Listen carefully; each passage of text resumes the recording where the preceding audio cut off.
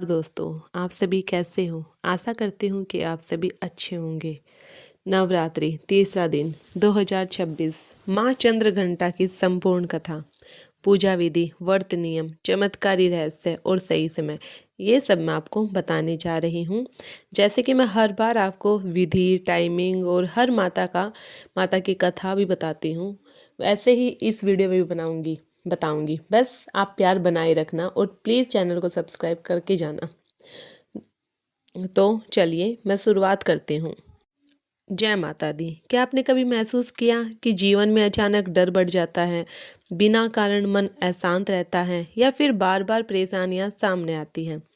तो समझ लीजिए, आपको आज चंद्र घंटा का आशीर्वाद चाहिए। नवरात्रि का तीसरा दिन सिर्फ पूजा का दिन नहीं, बल्कि आपके जीवन से डर, नकारात्मक ऊर्जा और बाधाओं को खत्म करने का दिन है।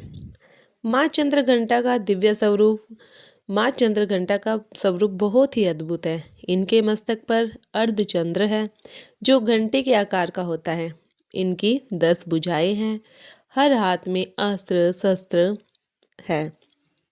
सिंह पर सवार जो साहस का प्रतीक है। लेकिन ध्यान देने वाली बातें कौन कौन सी है, ये भी सुनिए। इनका स्वरूप केवल क्रोध का नहीं, बल्कि करुणा और रक्षा का है। जब भक्त डरता है, माँ उसे बचाती है। जब कोई संकट में होता है, माँ उसे शक्ति देती है। गहरा आध्यात्मिक रहस्य है जो बहुत कम लोग जानते हैं कि माँ चंद्रघंटा हमारे मणिपुर चक्र से जुड़ी होती है।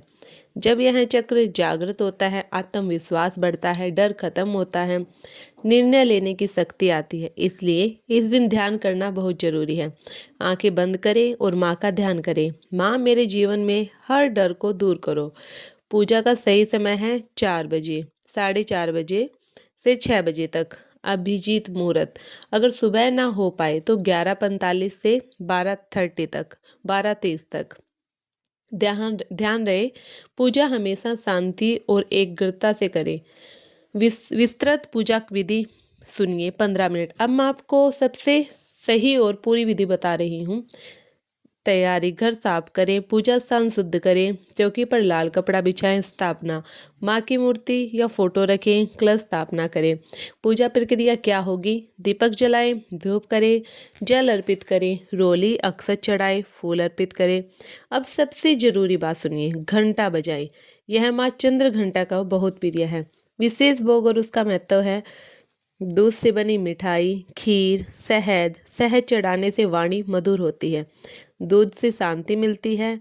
और 7वां मंत्र जाप 5 मिनट करना है। मुख्य मंत्र ओम देवी चंद्र घंटाए नमः 108 बार जाप करें। ध्यान रखने वाला मंत्र कौन सा है, ये भी सुनिए। या देवी सर्वभूतेषु शक्ति रूपेण संस्थिता।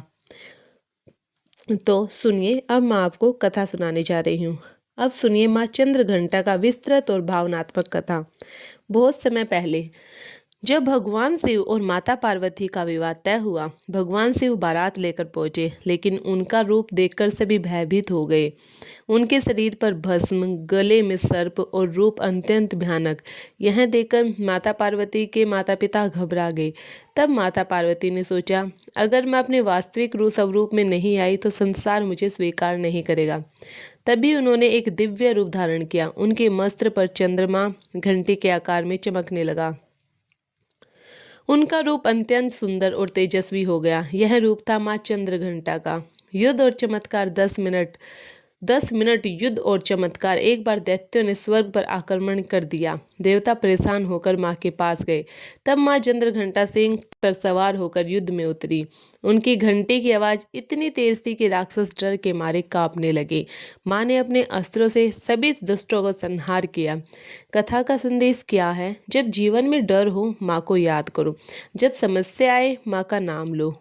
चलिए अब व्रत नियम भी जान लीजिए क्या क्या होते हैं।